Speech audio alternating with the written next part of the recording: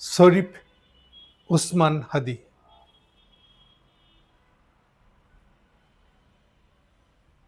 শরীফ ওসমান হাদী অবশেষে মারা গেলেন। থিওলজিক্যাল ভাষায় বললে অনেক কিছু বলা যায়। সবাইকে তো মরতেই হবে, উনিও মারা গেলেন। না, এত সিম্পল না জিনিসটা। উনি বাংলাদেশের মুখের উপর একটা বিরাট প্রশ্ন রেখে দিয়ে গেলেন, সবার মনে, সবার মুখের উপরে। এটা একা শরীফের মরে শেষ হয়ে যাওয়া, হাদির মরে শেষ হয়ে যাওয়া জিনিসটা এত সিম্পল না। এরপরে তো গুরুরও দিকটা হলো রাজনৈতিকভাবে আমরা কে কি করছি, এখন জেনেই করি আর না জেনেই করি, সিম্পলি নিজের কিছু স্বার্থের জন্যই করি না কেন, তার ভিতরে তো একটা রাজনৈতিক দিক আছে। এই রাজনৈতিক দিকগুলো সবার মনের মধ্যে একটা প্রশ্ন আকারে এঁকে দিয়ে গেলেন হাদি মারা গেছেন গতকালকে ডিক্লারেশন অনুযায়ী।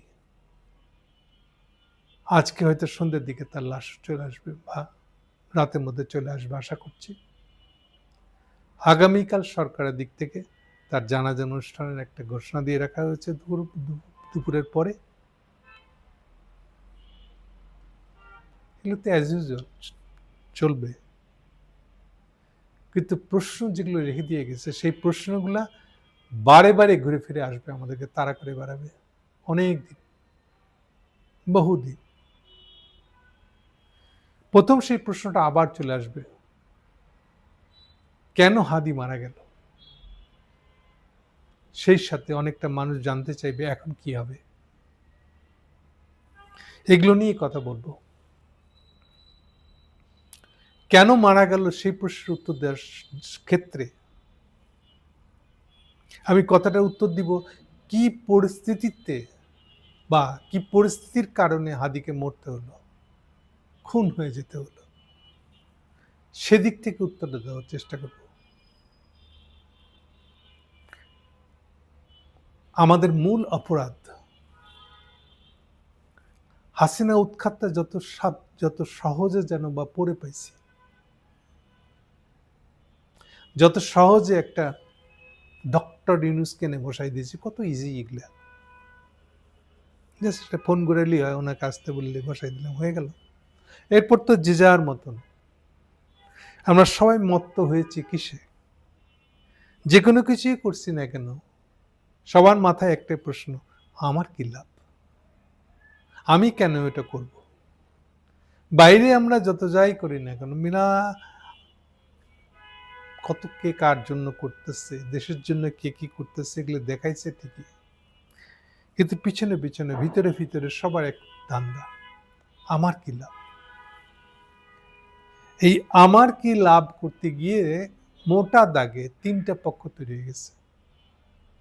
আমার কি লাভ, আমার কি লাভের ভিতরে প্রধান যারা আছে তারা হলো ইলেকশনমুখী দল। এখনই ইলেকশন না, এর ভিতরে জামাত ইনক্লুডেড, যারা ইলেকশনের ভিতর দিয়ে তাদের স্বার্থ দেখেছে, ওই যে আমার কি লাভটা, ইলেকশন আমার কি লাভ, ওর ভিতরে উত্তর আছে। আর যারা একেবারে অর্গানাইজ ভাবে ইন্ডিয়ান এজেন্টটা নিয়ে নিজেরও স্বার্থ ওর সাথে মাখায়, একটা জালমুড়ি বানায়, এইবার ওটাকে একসাথে খাইতেছে, সেইটাই হলো এখন ইলেকশন। এইভাবে যারা একটু দূরে ছিল, ছাত্র আন্দোলনের নেতা হিসেবে ছিল, তারাও আস্তে ধীরে ধীরে ধীরে ওইটার ভিতরে ঢুকে গেছে, আমার কি লাভ। শেষ পর্যন্ত সবাই আমার কি লাভের মধ্যে মশগুল হয়ে গেছে। এই আমার কি লাভের কারণে, এই চিন্তাটার কারণে হাসিনা ফেরত আসতে পারছে, ফেরত আসার চিন্তা করতে পারতেছে, চেষ্টা করে যাচ্ছে, কিন্তু কাজটা সহজ হয় না তাদের জন্য। বারবার একটা করে ঝাপটা আসছে।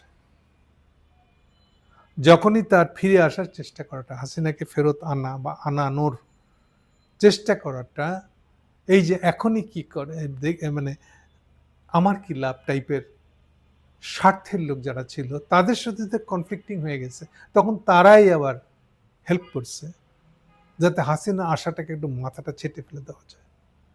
এই জন্যই হয়েছে ৩২ নম্বরের হামলা বলতে পারেন। এবং এগুলো ক্ষেত্রে বোধ সরকার এবং সরকারের বাইরে যারা আছে সবগুলো পক্ষ ছিল, সবাই আছে তো ওই যে আমার কি স্বার্থ, আমার কি লাভ, এই প্রশ্নের দিক থেকে। ফলে এই প্রশ্নের দিক থেকে বারবার হাসিনারও হোঁচট খেয়েছে। তারই সবচেয়ে বড় বাধাটা দেওয়া হয়েছিল যখন দলটাকে অ্যাক্টিভিটি নিষিদ্ধ করে দেওয়া, দল নিষিদ্ধ না, দলের অ্যাক্টিভিটি নিষিদ্ধ, আইসিটি কোর্টের মামলা, এবং ফাইনালি হাসিনার সাজা দিয়ে দেওয়া, ফাঁসির সাজা। এগুলো দিয়ে একটা পক্ষকে দমায় রাখার চেষ্টা করে হয়েছিল, কিন্তু বাকি যে দুটো পক্ষ তারা কিন্তু ওই যে আমার কি লাভ ওটার ভিতরে আছে তারা। সেইটাই ধাপে ধাপে আগে চলছে, মাঝে মাঝে ধাক্কা খাচ্ছে, হোঁচট খেয়ে পড়ে যাচ্ছে, আবার উঠে আমার কি লাভ, আবার উঠে দাঁড়াচ্ছে। শেষের দিকে যখন থেকে ডেট ডিক্লেয়ার করেন, এখনই ডেট দেন, ফেব্রুয়ারিতে ইলেকশন, এই যেগুলো শুরু হয়ে গেছে, তখন তো জোরদার আরো দুইটা ভাগ হয়ে গেছে একদম। একদল হলো যারা ফেব্রুয়ারিতে ইলেকশন দিচ্ছে, আর আরেকদল হলো যারা ফেব্রুয়ারি ইলেকশনটা ঝাঁপাই পড়তেছে, আর এর মধ্যে বাদ পড়তেছে আওয়ামী লীগ কমপ্লিটলি। আর আর এইটাই মূল কথা। খোদ সরকার মনে করছে আমার কি লাভ, ওরা না ইলেকশন করে ক্ষমতা এসে যাবে, আমার কি লাভ? এটাও একটা প্রশ্ন। সেও তার লাভ খুঁজে বেড়াচ্ছে, জাস্টিফিকেশন খুঁজে বেড়াচ্ছে, আমি কি পাইলাম, আমি এই ১.৫ বছর ক্ষমতা থেকে আমাকে লাভ হলো, সেটাও একটা প্রশ্ন। এটাও একটা ফ্যাক্টর, প্রশ্ন এটা ফ্যাক্টর। এই সব কিছু মিলে একটা পরিস্থিতি তৈরি করছে, এমন বোকার মতো বলতে পারেন এটা প্রশ্নটা, বোকার মতন প্রশ্ন, বোকার মতন পরিস্থিতি তৈরি করে ফেলছে, আত্মঘাতী। সেই পরিস্থিতির ফসল হলো আসলে ওসমান হাদির খুন হয়ে যাওয়া। যারা চাইছে খুনের ভিতর দিয়ে একটা ঝাঁকুনি দিয়ে ইলেকশনটা বন্ধ হয়ে যাক, উছিলা হিসেবেটাকে ব্যবহার করবে। এটা জেনে করতে পারে, না জেনেও করতে পারে, ছোট করে করবে ভাবছিল, বড় হয়ে গেছে, এটাও হতে পারে। সার কথা হলে এইগুলোর ভিতরে এই তিনটা স্বার্থ জড়ায় আছে, তাদের স্বার্থগুলাই হাদিকে মারার মতন একটা পরিস্থিতি তৈরি করতেছে। আমার কি লাভ? এখনো দেখেন যখন হাদি মারা গেছে, ইভেন যখন হত্যাকাণ্ড হয়ে গেছে, হত্যাকাণ্ডের প্রচেষ্টাটা হয়ে গেছে, তখনও দলগুলো যারা ইলেকশনে, বিশেষ করে বিএনপি জামাত, উঠে পড়ে লেগে বসে আছে কোনোভাবে যেন ইলেকশনটা মিস না হয়ে যায়। ওরা দেখতে পাচ্ছে যে ইলেকশনটা মিস হয়ে যাচ্ছে, ইলেকশন না হওয়ার দিকে চলে যাচ্ছে পরিস্থিতি, বিশেষ করে আইন শৃঙ্খলা পরিস্থিতিতে একেবারে এটার বিপক্ষে। ভোট তো দূরের কথা, দেশের আইন শৃঙ্খলা ঠিকঠাক থাকবে কিনা, ইভেন খোদ ইউনূস সাহেব ক্ষমতা রাখতে পারবে না, এটা প্রশ্ন এসে গেছে। একটা প্রবল অংশ থেকে এই দাবি উঠে আসছে ইউনূস সরকার ব্যর্থ, ইউনূস সরকারের অমুক অমুক মন্ত্রীকে পদত্যাগ করতে হবে, যেটা এর আগে কখনো ইউনূস সাহেবকে দেখতে হয় নাই। ইউনূস সাহেবকে অনেকে বড় খেলোয়াড় বলে, খেলোয়াড় শব্দটা শুনলেই আমার মনে হয় তো জুয়ারি, নাহলে খেলোয়াড় কেন? রাজনীতি কি খেলা? এর মধ্যে খেলোয়াড় হওয়ার কি জিনিস? তো ঠিকই তাই হয়েছে আসলে।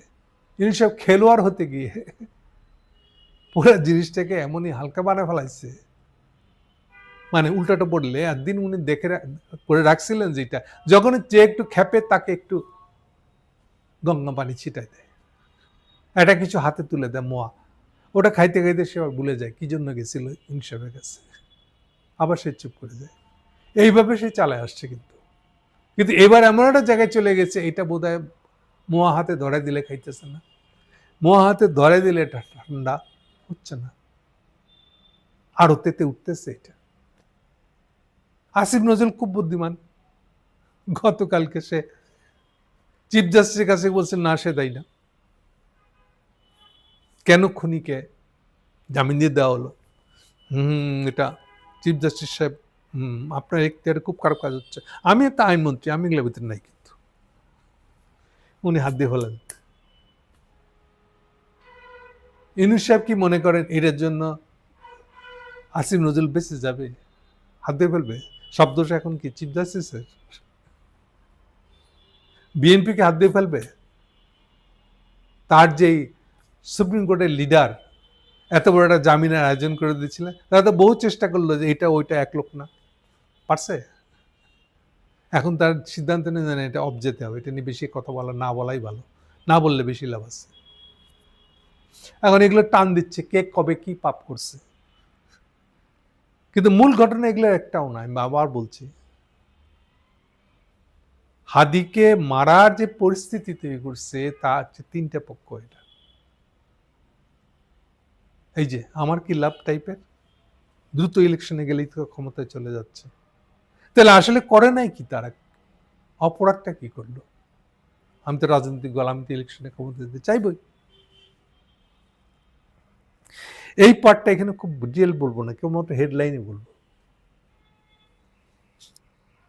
আমরা আজকে সারাদিনে যত কথাই বলি না কেন, বা এখন থেকে আমরা যত কথাই বলবো না কেন, ধরেন নেক্সট 7-10 দিন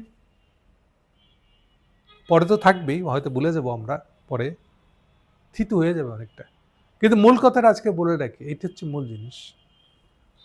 এক কথায় বললে শব্দটা খুব ছোট্ট শব্দ, দুইটা শব্দ মিলে, ইন্ডিয়ান হেজিমনি। এই প্রসঙ্গটাকে উপেক্ষা করে না ইউনূস সাহেব আপনি ক্ষমতা থাকবে আর যে কদিনই থাকেন না কেন, না তারেক জিয়া আপনি যতই অ্যাসপাইরেন্ট থাকেন না, আকাঙ্ক্ষী থাকেন না কেন, একদম মাঠ রেডি, আমি তো ইলেকশনে গেলেই ক্ষমতা যেতে চাচ্ছি, এরকম ভাবেন না কেন, কিচ্ছু এসে যায় না। ইন্ডিয়ান হেজিমনির প্রসঙ্গটা নিয়ে আপনাকে কথা বলতে হবে, পজিশন নিতে হবে। আর এই পজিশন নিয়ে ফেলছেন অলরেডি, যদিও পজিশনটা আপনার পক্ষে নেবেন না। আপনি ইন্ডিয়ান হেজিমনি থাকলে থাক, আমার টার্গেট হচ্ছে ক্ষমতা দেওয়া, এটা হচ্ছে আপনার পজিশন। সেম জামাত ইসলামের, তার খুব বড় প্রসঙ্গ না এটা, মানে যদি কম্পেয়ার করেন কোনটা বেশি ওজনদার, ইন্ডিয়ান হেজিমনি প্রসঙ্গে কথা বলা, এটাকে দমন করা, দমনের পক্ষে পলিটিক্যাল পজিশন নেওয়া, নাকি ইলেকশন? যে এইভাবে যদি প্রশ্নটা করি, যেমন বলে না আগে ইলেকশনে জিতে নেই, আর জিতে নিলে তো আমরা ক্ষমতা আসলে তো ইন্ডিয়ান হেজিমনি থাকবে না, কিন্তু আসলে কি তাই না? তাদের কাছে মুখ্য টার্গেটটা হলো আসলে ক্ষমতা যাওয়া, এইটাই মুখ্য লাভ তাদের। খালি একটা ছোট্ট উদাহরণ দেবো, সেটা খুব বড় করবো না। আজকে বা গতকালকে বোধহয় শফিক সাহেব, যে আমাদের সভাপতি, লন্ডনে গেছেন। কেন গেছেন? যারা আগ্রহী তারা একটু ভালো করে খোঁজ নিয়ে দেখেন, ওখানেই তিনি আবার হেজিমনি থাকলো কি না থাকলো তাতে যে জামাতের আয়েসা যায় না, সেই ধরনের একটা কাজ করতে গেছেন। এইটা আর একটা, মানে তারেক জিয়ার চেয়েও খারাপ কিছু কাণ্ড এটা করে ফেলছে অলরেডি। আমি বারে বলছি, সারা কুক কি? সারা কুক বাংলাদেশে ব্রিটিশ রাষ্ট্রদূত, এটা তার ভদ্রলোকই, ফর্মাল নাম। বেসিক্যালি উনি বাংলাদেশে এখন কাজ করতেছেন রয়ের আরেকটা এজেন্ট হিসাবে, যেটাকে বাইরে দিকে বোঝা যাবে না এটা ইন্ডিয়ান অ্যাম্বাসেডার প্রণয় ভার্মা কিনা, কিন্তু প্রণয় ভার্মার চেয়ে বড় সার্ভিস দিচ্ছেন উনি। আর সবাই ভাবছে যে উনার সাথে দেখা করলে কেউ বুঝবে না আমরা ইন্ডিয়ানদের সাথে, রয়ের সাথে কথা বললাম। র উনাকে হ্যান্ডেল করছে, ব্রিটেনের অবস্থা, ইকোনমিক অবস্থা খুব খারাপ, কিছু ব্যবসা দিচ্ছে, বিনিময়ে এটা তারা বাগাই নিচ্ছে, এটা রয়ের কাজের স্টাইল। শফিক সাহেব ওখানে গেছে ফর্মালি বলতে গেলে ব্রিটিশ গভর্নমেন্টের সাথে কথা বলতে। কি সাংঘাতিক কথা, ব্রিটিশ গভর্নমেন্ট এখনই ক্ষমতা না যেতেই, বাকিটা চিন্তা করেন আপনারা বেরোবে। সার কথা, যেটা মূল প্রসঙ্গের কথা বলছিলাম, আমার কি লাভ? সবাই এইটা নিয়ে আগাচ্ছে, কিন্তু সবাই ভুলে যেতে চাচ্ছে যে ইন্ডিয়ান হেজিমনিটা কোনো ইস্যু না। এটা ডিটেলটা আমি এখন বলবো না, এর চেয়ে বেশি। আর খালি একটা কথা সাবধান করে দেব, ইন্ডিয়ান হেজিমনি কথাটা ইস্যুটাকে কথা না এই ইস্যুটাকে ইউনূস সাহেব বা বিরোধী দল যারাই মানে মূল ক্ষমতা এখন যারা ক্ষমতায় আছে আর যারা হবু ক্ষমতায় তারা যতই দুপাশে ফালায় আগায় যাক না কেন, ইউনূস সাহেব মনে করতে পারে আমি তো ক্ষমতায় আছি, আমার আর এটা নিয়ে চিন্তা করে লাভ কি, ইন্ডিয়ান হেজিমনি নিয়ে চিন্তা করা আমার কাজ না। অথবা যারা হবু ক্ষমতায় আসবে, ক্ষমতা আসার জন্য অ্যাসপাইরেন্ট দেখতেছে, ওই তো ক্ষমতা আসলাম বলে গেল, কালে 2-4 মাস আর বাকি আছে, তারাও যতই মনে করুক না ইন্ডিয়ান হেজিমনি তারা না না এটা আমার কাজ কি, অথবা আমরা ক্ষমতায় গেলে তা আমরাই করব, কিন্তু কি করবেন ইন্ডিয়ান হেজিমনি প্রসঙ্গে আপনার পজিশন কি নেবেন বলতে রাজি না।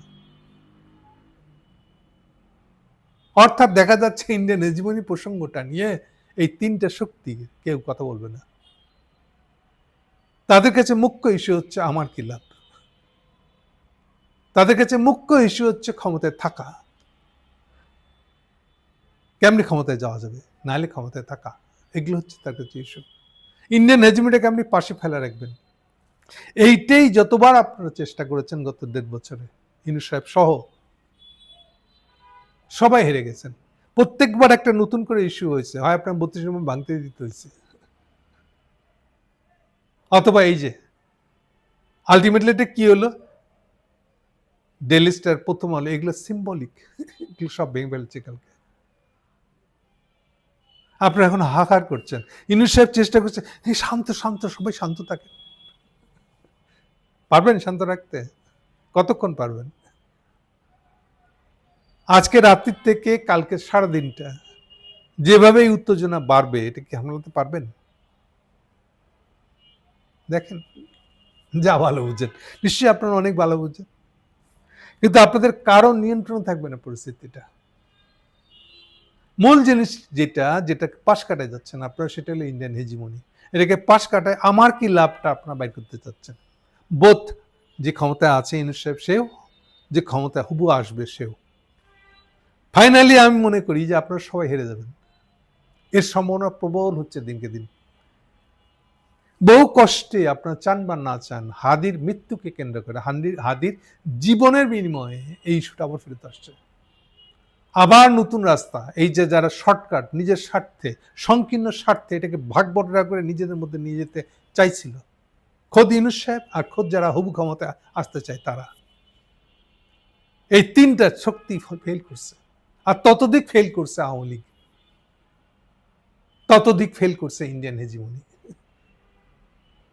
এখন এটা কত দূর যাবে?